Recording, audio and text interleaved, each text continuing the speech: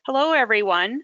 We'll be starting this webinar in a minute, and I was wondering if I could ask a few of you to just type in the question box that your sound, you can hear me well, and that you can see the slide that we have posted on our on the laptop here. So if you could just let us know if you can. Yep, all is well. Perfect, perfect. So we'll get started. Thank you, everyone.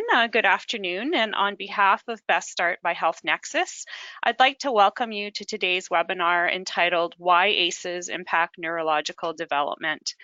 My name is Yolande Lawson, and my coworker Hiltrude Dawson will be helping me with questions at the end of the webinar. I'd like to begin this webinar by acknowledging that we're gathered on Indigenous land that has been inhabited by Indigenous peoples from the beginning, and we're grateful for the opportunity to meet together, and we thank all the generations of people who have taken care of this land for thousands of years. The Health Nexus office in Toronto is located on the historical territory of many nations, including the Mississaugas of the Credit, the Anishinaabe, the Chippewa, the Haudenosaunee, the Wendat people, and is now home of the many diverse First Nations, Inuit, and Métis peoples. The city also acknowledges that Toronto is covered by Treaty 13 signed with the Mississaugas of the Credit and the Williams Treaties signed with multiple Mississaugas and Chippewa bands. Today, Toronto is the home of many Indigenous peoples from across Turtle Island, and we're grateful to have the opportunity to work in this territory. We're excited to have so many of you joining us across Canada. We have over 150 people joining us at this point. And before we get going, I'd like to just cover a few housekeeping items. This webinar is being recorded, and we will share the link to this webinar with you in a follow-up email approximately an hour or two after today's webinar. And you'll notice the webinar sidebar on your screen. In the handout tab, it's the second last from the bottom, just above the chat one, you'll find a PDF copy of today's slides. So if you want to open that up and also save it on your laptop, if you'd like to keep these slides for future reference. In the question tab, it's just above the handout tab. We encourage you to enter any questions you have throughout the presentation, and questions will be addressed at the end of the presentation. Due to the large number of participants today, we might not get to all of your questions, but we'll do our best to reply to any unanswered questions after the webinar. So before we start today's webinar, I wanted to talk about Best Start by Health Nexus. Best Start by Health Nexus produces multimedia resources in multiple languages on a broad range of topics related to preconception health, prenatal health, and early child development. And most of our resources can be downloaded free of charge from our website, and they can be adapted for local use. Contact Best Start for more information on this. We also have electronic bulletins to help you stay up to date on current trends, and our online networks that we call listservs help you to exchange ideas, strategies, and best practices with other service providers and experts. And if you're interested in joining one of our listservs, go on our webpage at www.beststart.org and sign up. I'd like to also give you an update regarding the ACEs strategy in Ontario. In late November, Health Nexus organized an ACEs consultation in Ottawa at the Issues of Substances National Conference, and we had approximately 39 people in attendance representing various sectors and organizations across the province. The consultation session was supported by Health Nexus, CCSA, and the Palix Foundation from Alberta. In the province of Alberta, the Alberta Family Wellness Initiative has mobilized knowledge about early brain development and created the Brain Story certification course. And they've also concentrated in Alberta on knowledge translation and mobilization around ACEs by making the scientific information broadly accessible to service providers and the public in that province. We've learned a lot from the province of Alberta, and Health Nexus would like to establish a provincial working group to move this initiative forward in Ontario. And part of starting the conversation around ACEs is to offer information through this webinar that you're participating in today. We're also happy to announce that our Best Start conference, which is scheduled for March 5th and 6th in Toronto, will have a symposium day set aside for topics related to ACEs and the brain story. It will be more of a working and interactive conference as compared to previous conferences that you've possibly attended in the past. We'll be posting registration information about our Best Start conference in the next week or so. We're excited today to have presenting for us Dr. Andra Smith. Dr. Andra Smith received her PhD in neuroscience from the University of British Columbia and then returned to Ottawa to complete a CIHR-funded postdoctoral fellowship at Carleton University. She began working as a professor in the School of Psychology at the University of Ottawa in 2004. And Dr. Smith uses brain imaging to understand how the brain works and doesn't work. And this includes understanding the young brain and how drugs of abuse impact it. Her focus is on executive functioning and the importance of teen brain health for this type of cognitive processing. She's also been working with organizations like CCSA and the Canadian Coalition for Seniors' Mental Health to provide health education and discount many misconceptions that exist about cannabis and the brain across a lifespan. I'll now hand over the presentation to Dr. Smith, who will lead today's webinar. Great. Hi, everybody. Thank you very much for that introduction. I'm very excited to be doing this. I think it's a very important topic, and these are some of the things that I'd like to discuss. And as Yolanda said, I'm a neuroscientist at the University of Ottawa, and I've really learned over the last few years as I've sort of dived into the substance use recovery world that I need to come out of my ivory tower of academia and really see what's going on in the world. And it's really opened my eyes.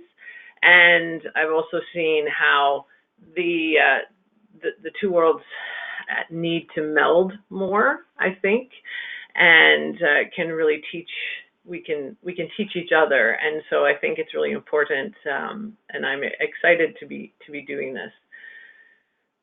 So, without further ado, I really think that knowledge is power. I think that our brains control everything we do, both the good and the bad. And I think that the more we can understand why something is happening, then the better chance we have of changing it. And so I think this really fits well with this particular topic. So I would like to talk about how the brain develops and how ACEs might impact this development, and then also spend quite a bit of time on how we can recover from this disrupted neurodevelopment. So when we're talking about ACEs, these are the 10 particular ones from the ACEs questionnaire that give us a score out of 10. So I'm sure you're all familiar with physical, emotional, sexual abuse, the physical, emotional neglect, and then the household dysfunction categories. And it's not surprising then to see that as the score goes up, there's more significant impact on behavior. So there's more likelihood of drug use, of substance use problems, mental health issues, as well as impaired performance in both academia and employment. So obviously these the ACEs are disruptive, and so how are they disruptive? A lot of it begins with the brain and how the brain develops post-trauma or during the trauma as well. So really at the basis of all of these behavioral alterations and outcomes are challenges with brain development. So just a little neuroscience 101, I guess you could call it. There's lots of different ways that we could break up the brain, but from an evolutionary perspective, and I think it's an important one, there are three parts. So we've got that reptilian brain that is the earliest part of the brain to develop and is present in things like frogs. Frogs will have a brain stem. that allows them to interact with the world and create a specific behavioral repertoire. And so this is the part that we don't really pay much attention to. It controls breathing, swallowing, things that we just generally don't think about. Then on top of that, we have our more mammalian-like brain. And this is more advanced abilities, like the ability to feel, for example, be scared. And this is a part that we call our emotional brain that helps us to survive. So it makes us run if we see a bear. It helps us control our eating or our drinking, and also reward. And it's that part of our brain that helps us make sure that all our essential needs are met. So we're well fed and watered, that sort of thing. Then on top of that, we have our prefrontal cortex. Now, this is the part of our brain above our eyes that's the biggest in humans compared to other animals. And so it really distinguishes us from other animals. And this is what we need. This part of our brain is what we need to make good decisions, to plan, to organize ourselves, and to set goals and do what it takes to accomplish the goals without getting distracted. So it's kind of like that CEO of the brain. It's the sort of the orchestra leader. So I'll just give you an example. You have a job interview on Thursday. You know you need to prepare for it, but you have a big hockey game to play on Wednesday, so you won't have time to prepare. So you know that you have to plan ahead and try to prepare on Tuesday instead. So if you're able to do that, if you set that goal and you accomplish it, that's executive functioning, kind of an umbrella term for what our prefrontal cortex does. And so if you can succeed at that, it's your prefrontal cortex that has helped you do that. This is the part of the brain that people are talking about when they say that the brain doesn't fully develop until around 25 years of age. So, just sort of a little bit of a recap. We've got that from an evolutionary perspective, the brain develops from the back to the front in humans. So with those subconscious essential processes happening first, then the survival or emotional brain, and then finally that thinking brain. And so it's often said that you want to pet the lizard, you want to feed the mouse, and then you want to hug the monkey. So that's kind of another analogy. And if we do these things go well. So what's neat about human evolution is that all of our parts of our brain have just been added on to previous animal ones. With the prefrontal cortex being the newest one and also the most advanced one. But we have all those other ones still. So we can't get rid of those. They're still in there, but we can sort of help them out with our thinking brain, that prefrontal cortex. So the limbic brain, or that mammalian midbrain that helps with our emotions and that survival, those essential needs, it's intact right from birth and ready to manage the danger and feel reward right away. But, like I said, the prefrontal cortex needs to be refined more before we can really use it and make good decisions and not allow our need for immediate reward to go unchecked. Also, our emotional reactivity will be more controlled with our prefrontal cortex development.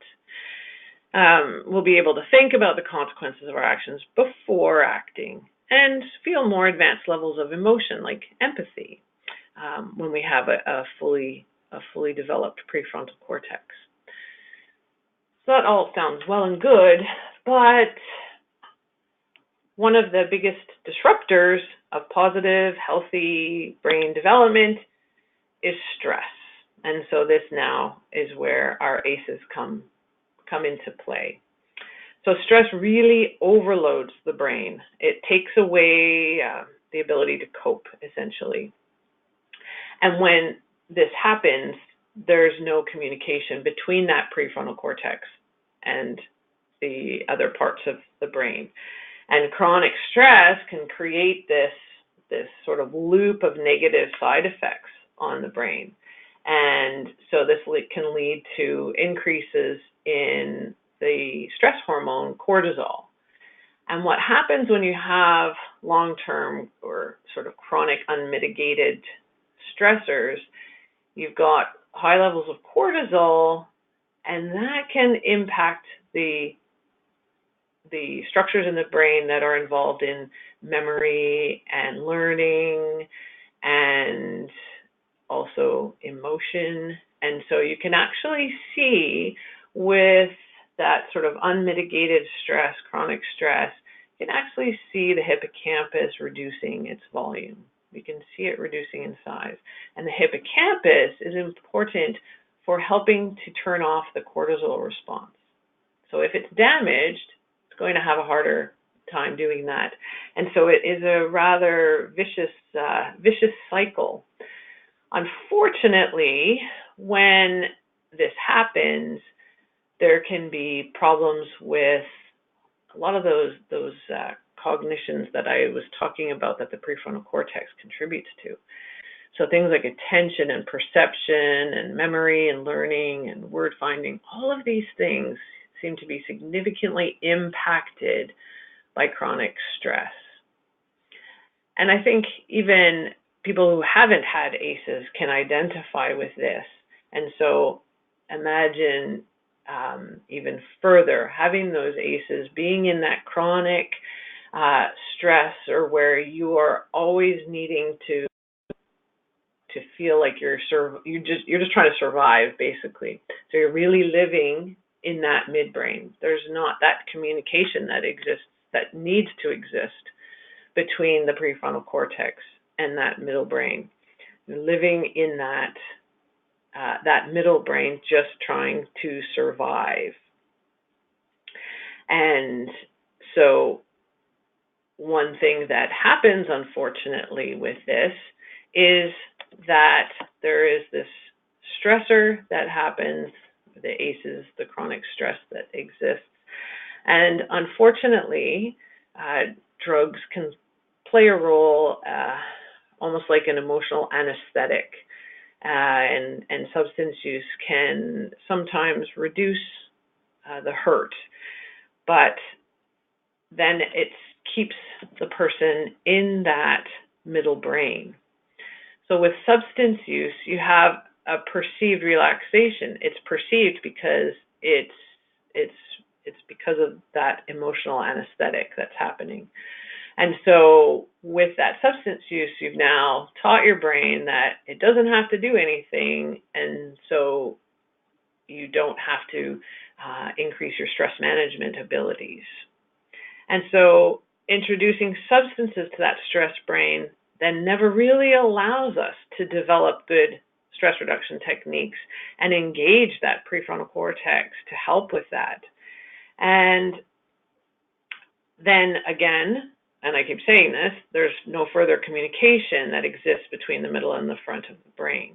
So living in our middle brain, just trying to survive, and doing so with substances.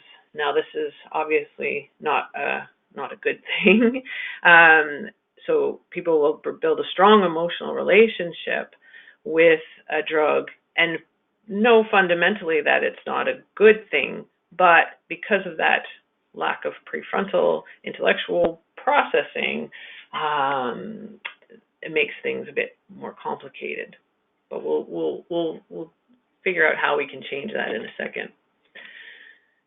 So the drugs really do provide this escape. Doesn't have to necessarily be drugs, but oftentimes it's not necessarily positive behaviors that are being used to help. So ACEs certainly interrupt neurodevelopment, making us more vulnerable to living in that middle brain. So I'm not quite done with neurodevelopment. We still need to understand a little bit more about the brain and how it develops. So I'm going to talk about each one of these just very briefly, but hopefully it will help to understand how certain drugs impact our neurodevelopment. Okay, so prenatally, we have about 7 different stages of development, all geared towards optimizing our brain and helping the neurons get to where they're meant to be. So we have about 100 billion neurons, and it's really amazing that we actually create more neurons than we need prenatally, just in case there's a problem. And so what happens in the last few stages are something called myelination and something called pruning. So pruning gets rid of those excess neurons, and then myelination helps to optimize communication between different parts of the brain. Again, development goes from the back of the brain to the front of the brain, so that prefrontal cortex is not fully myelinated until we get to the teen years. So in the teen years, those 2 stages that I just mentioned that are involved prenatally are also happening in the teen years. So now it's happening, though, in the prefrontal cortex. So it's even more important for this executive functioning that I mentioned. So optimizing the speed of communication between neurons and getting rid of any of the excess neurons that we aren't using, essentially. So the prefrontal cortex, we know how important that is, and I'm just going to take it one step further to say that in adulthood, so later in adulthood, unfortunately, what part of the brain do you think is the part of the brain that starts to age earliest? Yep, you're right, it's the prefrontal cortex. So that isn't very, very comforting, I know. It takes a long time for it to really get established, and then it starts to age earliest. So I think that says we really need to pay attention to it, and we need to take care of it. Now, something else that's really important about it is that there's one system that plays a role in all of these developmental stages. And that system is our endocannabinoid system. And so we have this internal cannabinoid system that prenatally helps guide neurons get to where they're going and become what they're meant to become, again, optimizing communication between the brain regions. And so, endocannabinoid system, I think it's a bad name for it because it makes people think that you've got this internal cannabinoid system, so our brains were kind of meant for cannabis. Not really the case at all. This system plays a role in natural normal development prenatally, and then, you guessed it, during the teen years, that system, the endocannabinoid system, is also playing a role in optimizing its function and communication, maximizing its efficiency. And so the neat thing about this endocannabinoid system is that it's really widespread. The receptors are all over our brain, which really explains why it plays a role in regulating so many different types of behavior. So we know that there's a lot of receptors in the hippocampus. That's part of the brain responsible for learning and memory. And there is also a lot of receptors in our prefrontal cortex. And so it makes sense that things like planning and executive functioning are going to be impacted by cannabis. Now, I said people will think that, well, our brains are just made for cannabis because we've got this endogenous system. Well, it turns out that, yes, THC resembles our brain's chemical that binds to these receptors, But what happens when it's taken exogenously is that it floods the system. It's taken in at such a high level that it floods the system that is typically responsible for balance. And so the level of the natural, the endocannabinoids is quite small, but has this balancing role. The THC comes in at much higher levels and just floods the system and doesn't allow it to do what it's meant to do. So then all of these different behaviors are going to be impacted, and the system is not going to be as regulated as it could and should be. So the THC is kind of hijacking the internal system and mainly affecting the prefrontal cortex, so decision-making, judgment, and all the other executive functions that I mentioned before. So what does this have to do with our hierarchy of needs? Again, it leaves us living in our middle brain, just trying to survive, just trying to feel safe. And so obviously that is a problem.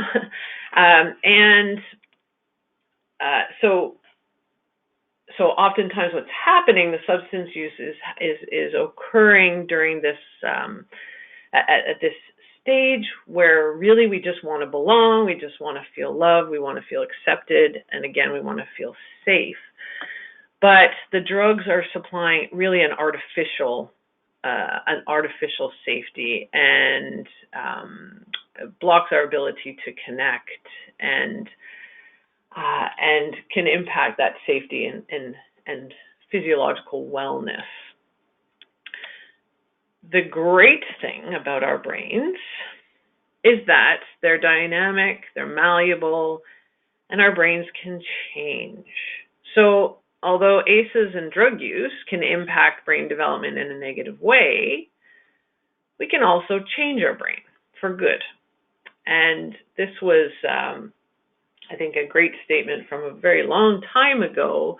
Kayal was, I think, wise beyond his years, saying that every man can, if he so desires, become the sculptor of his own brain. And I think that that this is very true, given what we now know about neuroplasticity. We can, in fact, change our brain. So we don't always have to act on our neurochemical impulses, because our prefrontal cortex can interrupt and inhibit a response. And our thinking brain can kind of divert our attention from a brain circuit that's instinctively activated by the outside world to one that we kind of intentionally activate internally. And this then allows us to observe our gut reactions and consciously decide how to respond rather than to react. So when we're talking about substance use disorder in particular, the thinking that feeds that is really a learned behavior. It's a conditioned response.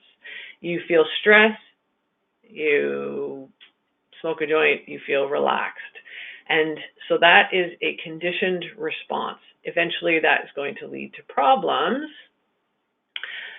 but it is possible to change those learned behaviors.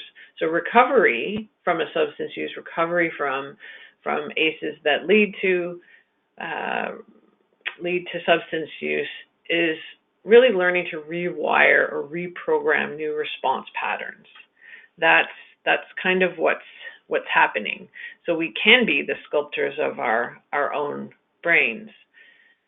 One of the programs that I think really helps to start introducing this new way of thinking is with 12-step programs. And that's just one example. There's all kinds of different examples. But typically what we talk about in neuroscience is that neurons that fire together wire together, or that we can rewire our brain by essentially conditioning making those strong connections. You get what you focus on, so focus on what you want. Repetition, that's what we're trying to create. Good habits. We're training our brain. Our brains are always changing in response to our behaviors, thoughts, our emotions. So the drug use is a learned response to perceived stress. We've talked about that. And recovery starts to establish new patterns, which creates new feelings. And so what we're doing is really changing our brain. And this sounds easy, but it's not. We want to be doing something over and over again to create new brain connections. Eventually, those connections will work faster and more efficiently so that the habits will get easier. But unfortunately, our brain is really designed from an evolutionary perspective to live in that midbrain, that emotional brain, to keep us alive and safe. So we do have a natural tendency to let negative things take over our thinking rather than focusing on the positive things.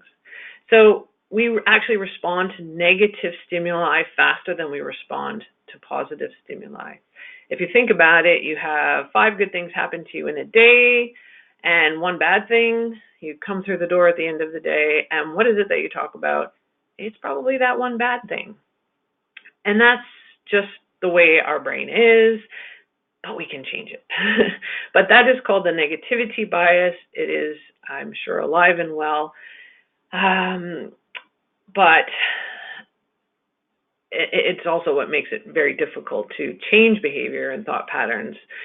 And that's why recovery from substance problems is difficult, because we really have to overwrite those old patterns, and especially when you take ACEs into consideration.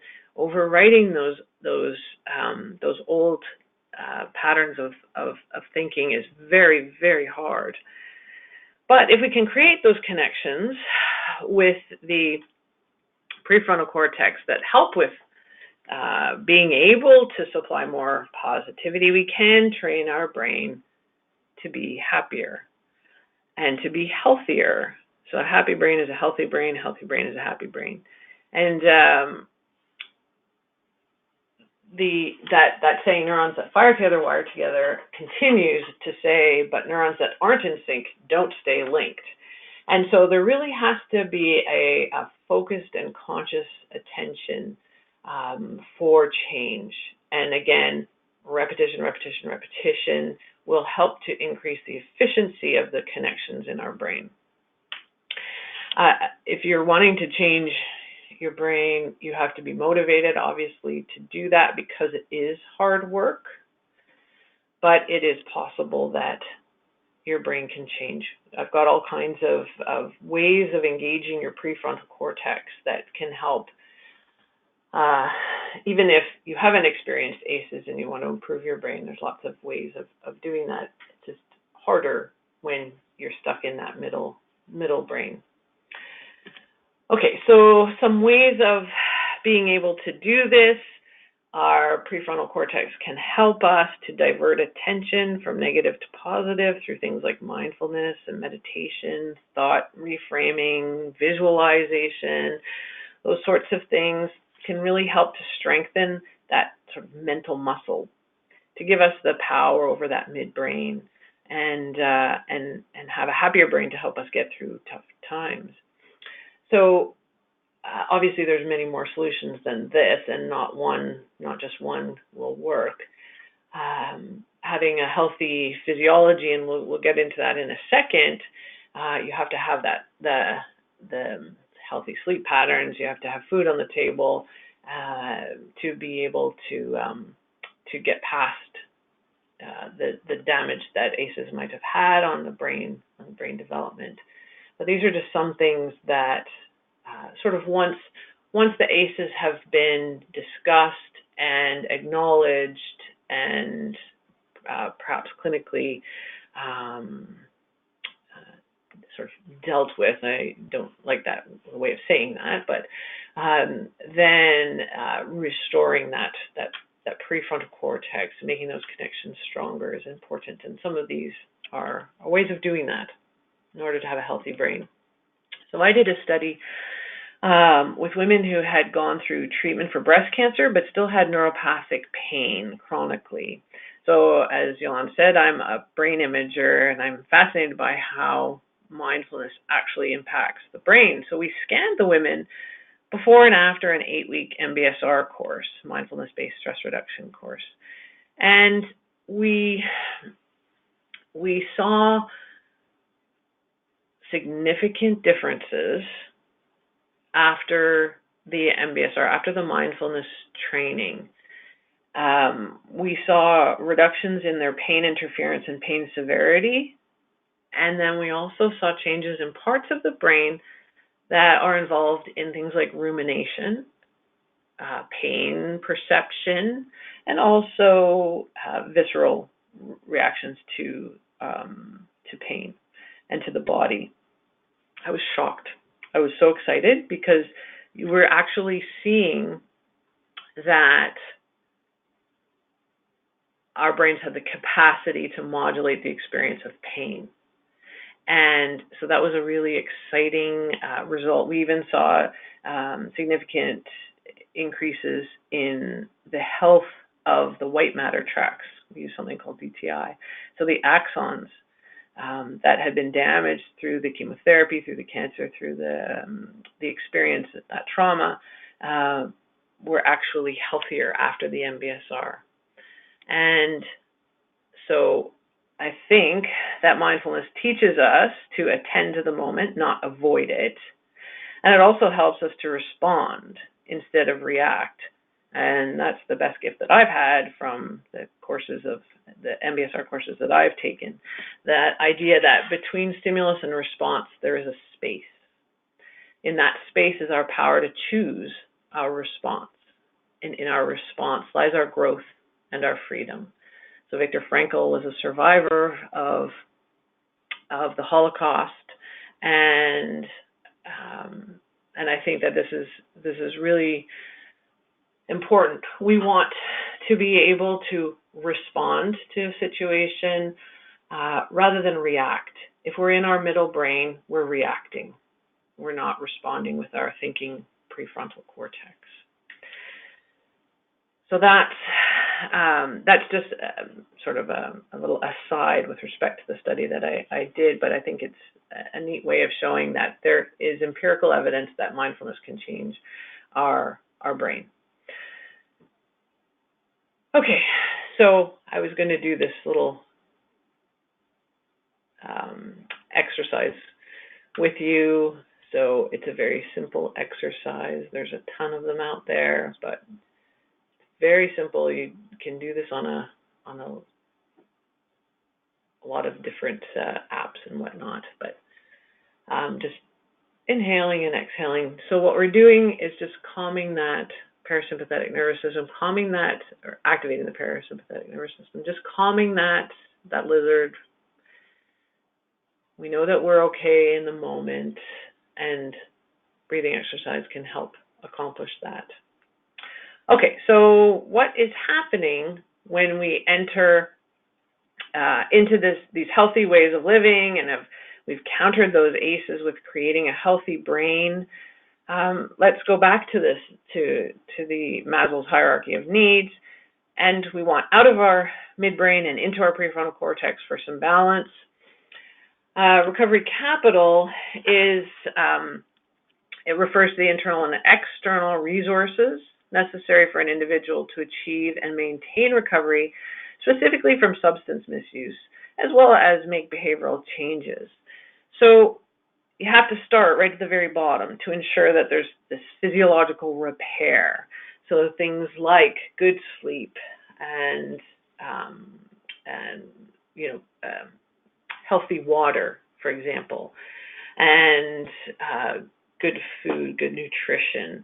These all have to be taken into account before we can move up the line. With respect to safety, trying to feel secure, trying to feel good again, repairing the hurt, that idea of the loss of self, loss of connection, loss of feeling, everything is stressful. This is important, obviously, for things like having safe housing. We have to have all these things in order to accomplish the goal of being substance-free and not being stuck in that midbrain. The love and belonging is a really important area, and this is where friendships and family are going to be important. I think we all want is to be accepted and feel part of something, and this gets lost with substance use.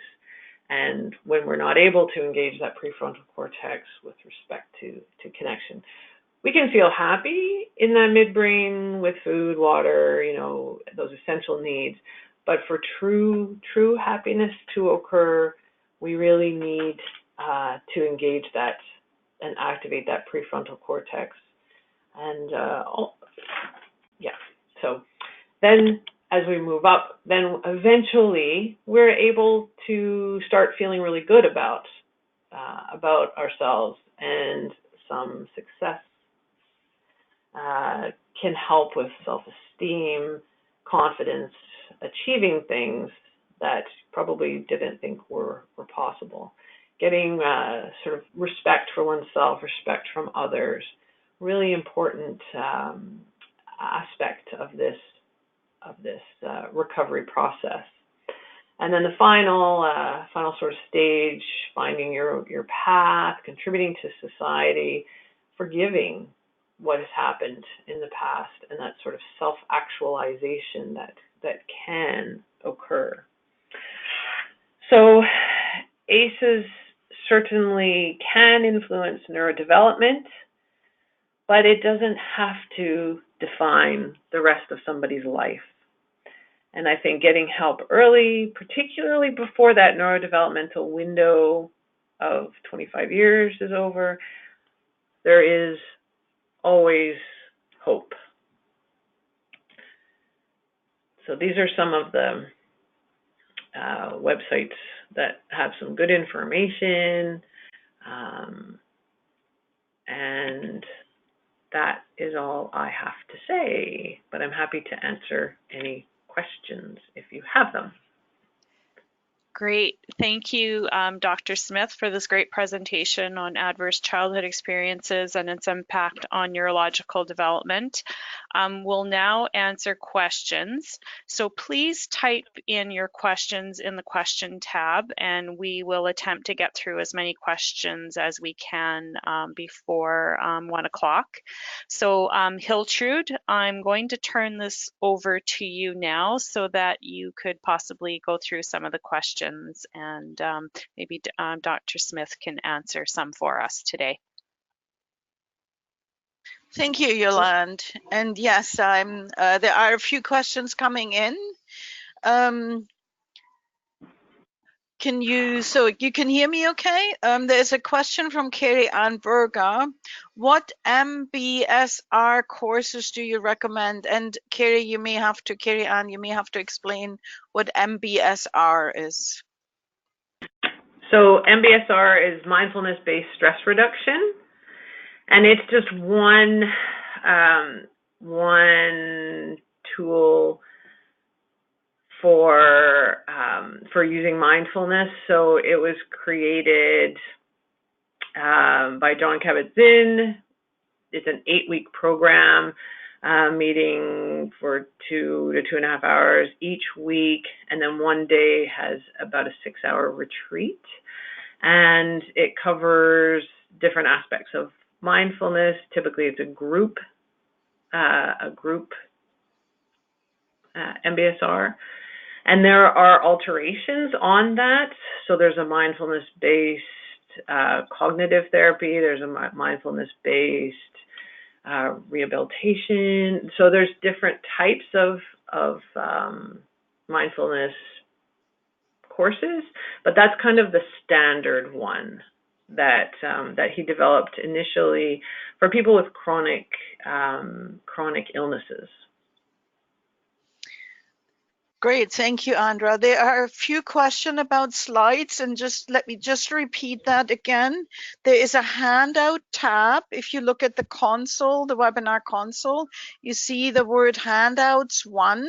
You can click on that, expand it, and you'll be able to download the slides. For any of you who can't access them there, we will send them out, but try to get them that way, because that way they don't take up a ton of space in the email. So the presentation is also recorded, and you'll be able to get that at the end as well. Kong would like you to go back to the resource slide, Andra. Could you, Dr. Smith, could you please do that? My study? This one? I'm hoping. I'm thinking it's the resources at the end, just before the question. Oh. I'm thinking that's the one. Just, Oop, that one? yeah, that that's one. what I'm thinking. Mm-hmm.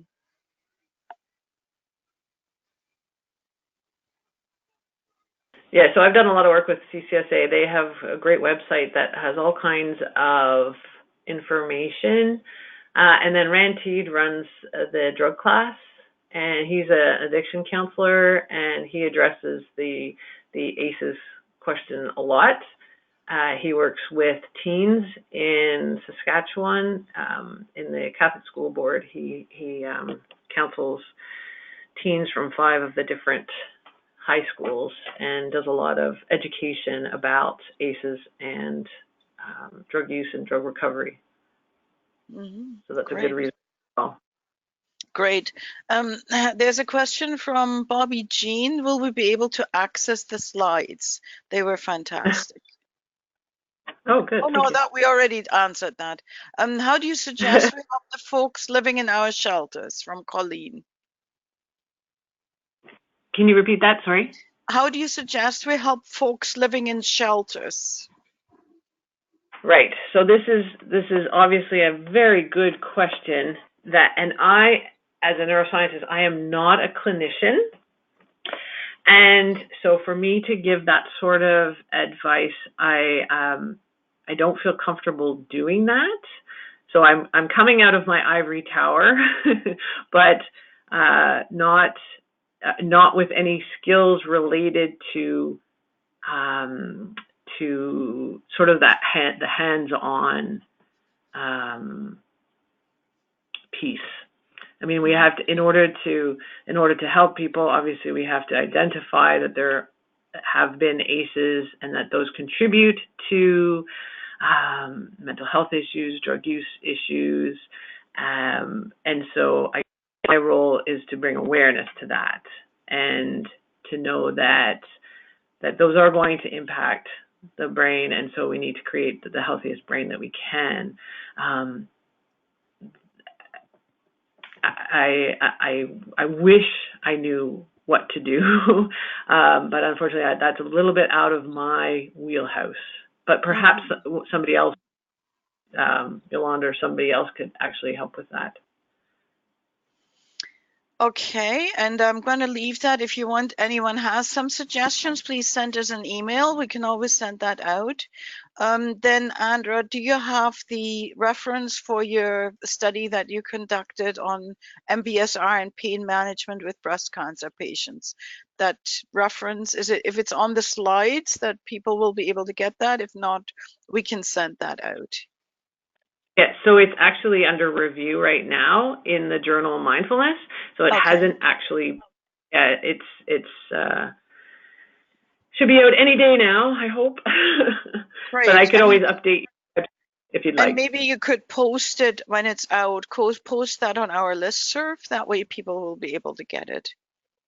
You know, Certainly. post a note about it that it's out. Yeah, that would be great. Sure. Okay, is there a type of brain tool better than others for older adults who have experienced a lot of ACEs? Can you just repeat the first part of it? Sorry. Is there a type of brain tool better than others for older adults who have experienced a lot of ACEs? So what kind of tool works well with older adults? Right.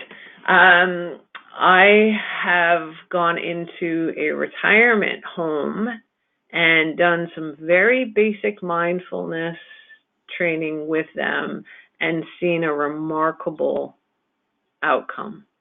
Mm. And so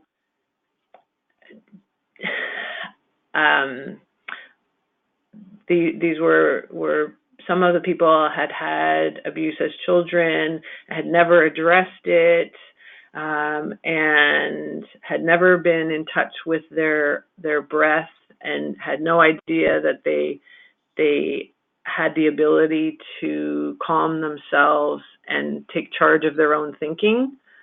And just with that little bit of knowledge, they were able to be much more restful and much more calm in their sort of day-to-day challenges. Now that's the extreme. That's in a retirement home, and I thought it was very impactful and have had lots of positive feedback from that. Having said that, keeping your brain active as an adult is really important. Creativity is a big helper of the prefrontal cortex. Creativity, novelty, curiosity, even things like humor and just being in awe of something, using your non-dominant hand for something. These are just little sort of things that can activate your prefrontal cortex. And brain teasers, make up a new color, make up a new animal, count by 3.5.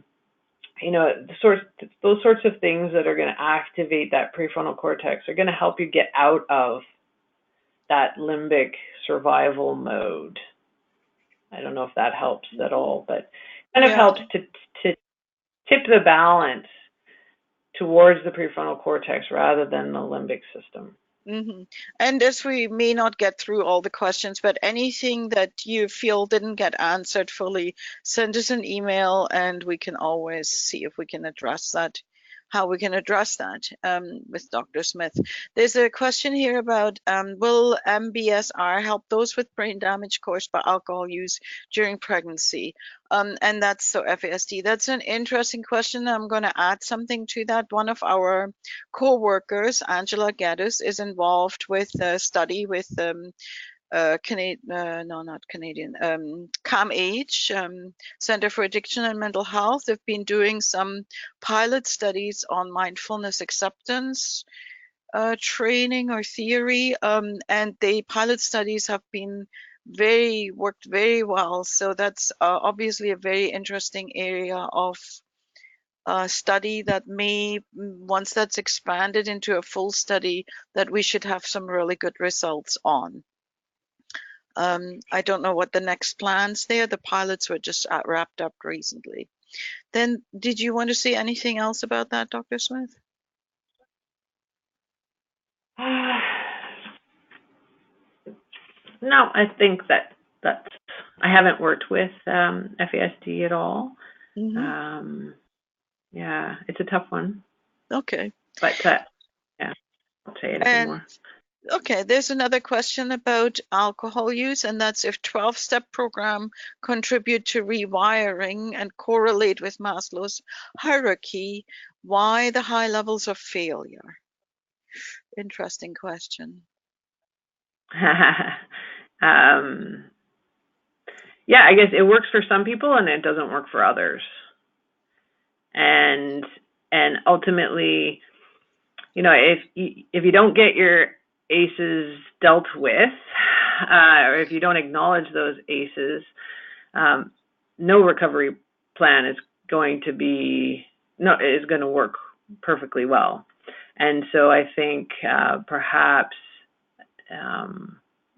you don't ever do one recovery program in isolation. You need to have a combination.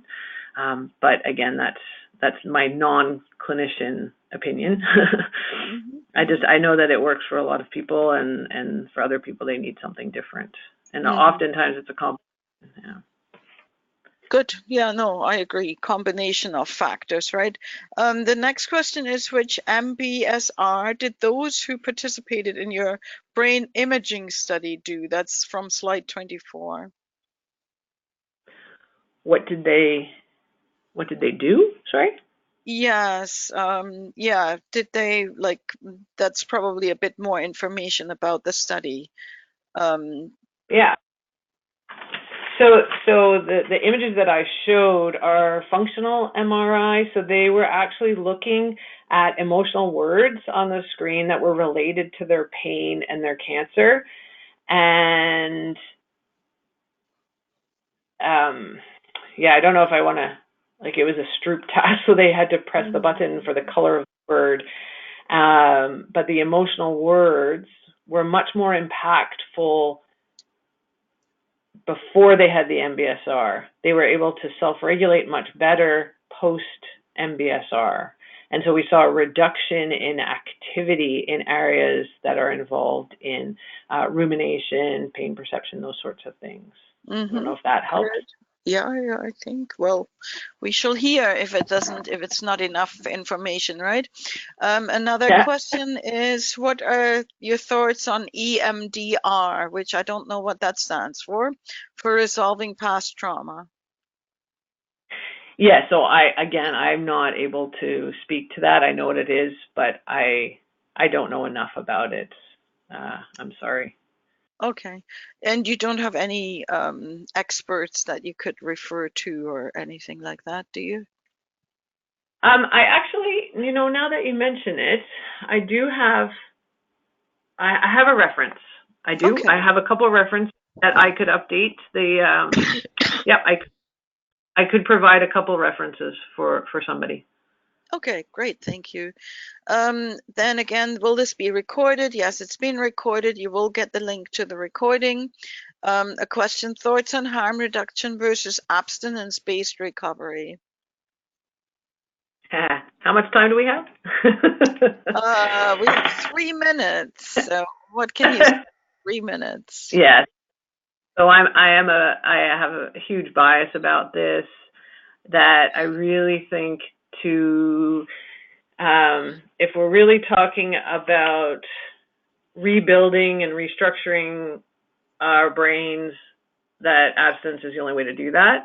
I realize how difficult that is and how contrary to what a lot of people are saying now it is, but I do think that if you're really going to restore your brain and create the healthiest brain possible, you're going to have to be abstinent, because all of the drugs of abuse impact brain, especially brain development if we're talking about use. Okay, thank you. And then we've got another question on FASD. So with FASD, how can this help a parent who wants to do meditation with the children I work with? And I think this would probably be better answered by our colleague. So if you want to send us an email, Floretta, please do, and we will forward that to Angela, okay? Then there is the name of the published journal, and that you've already told us it's not published yet, but coming. Okay. Is there anything that can be done to affect the size of the hippocampus years later? That's a very interesting question. That is the exciting thing, is that yes, you can see an increase in the volume of the hippocampus with recovery. So the most research has been done with people who have treatment-resistant depression, and so they have had depression for a very long time, reduced size of the hippocampus, and then when they finally find something that works, you can actually see an increase in the size of the hippocampus as the symptoms go down. Mm-hmm. So we can see flexibility within that hippocampus. We can see recovery. Yes, and I think the earlier, of course, the better, but it works even later in life, right? Absolutely, yeah. Mm-hmm. Which that's so the that's exciting really piece. Mm. hopeful. There's absolutely hope.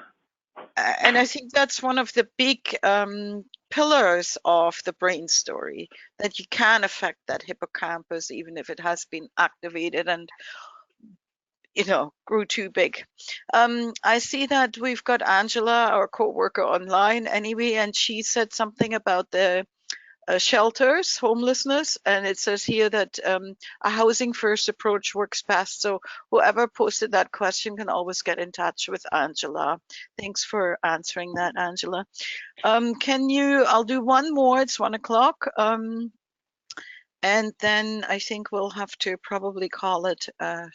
Can you recommend any online resources for people living in isolated areas, communities, so our rural and northern folks and that kind of thing?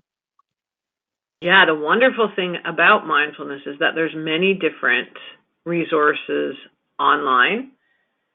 So again, I could load some up to the website if you'd like, but there are absolutely a lot of resources out there. Great. Now, I think we only have maybe 4 or 5. No, we have a few more questions, but there's one really good one here that, I mean, obviously, if you have to leave, leave, but I'm just going to do this one for sure. Are there any studies on the effects of MSBR and other types of ways of addressing ACEs that compares those living with resources and those living without resources, like in poverty? Great question. Great question, and I honestly don't know the answer to that. I'm sure somebody's done something with that, but sorry. It's a great question, though. Yeah, so if any of you... The beautiful thing about mindfulness is that it's really focused on your breath and on the power of your attention, and your breath is free, goes with you wherever you are, and it isn't an expensive tool to tap into. But having said that, of course, there are always restrictions. Yeah. Good. What do you think, Yolande? Should we stop there? I think so. It's already 2 minutes past, and thank you everyone for your great questions. This was a great webinar. Thank you, Hiltude, and thank you, Dr. Smith. You'll be receiving an email with the link to the recording of this webinar in case you want to share it with people that you work with or even want to listen to it again. There will also be an evaluation link sent to you. Your feedback is extremely important to us. And please remember to visit our Best Start website for other upcoming webinars. We have a few more coming before April 1st. So please visit our website to see what the other webinars that we'll be providing that are listed there. So thank you, everyone.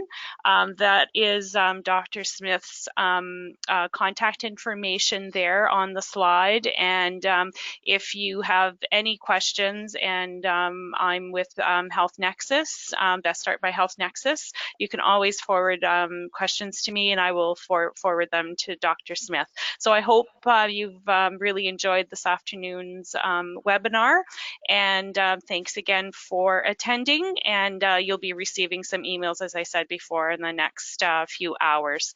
So thank you everyone, and for participating and for asking such fantastic questions. Goodbye, everyone. Bye. Thank you.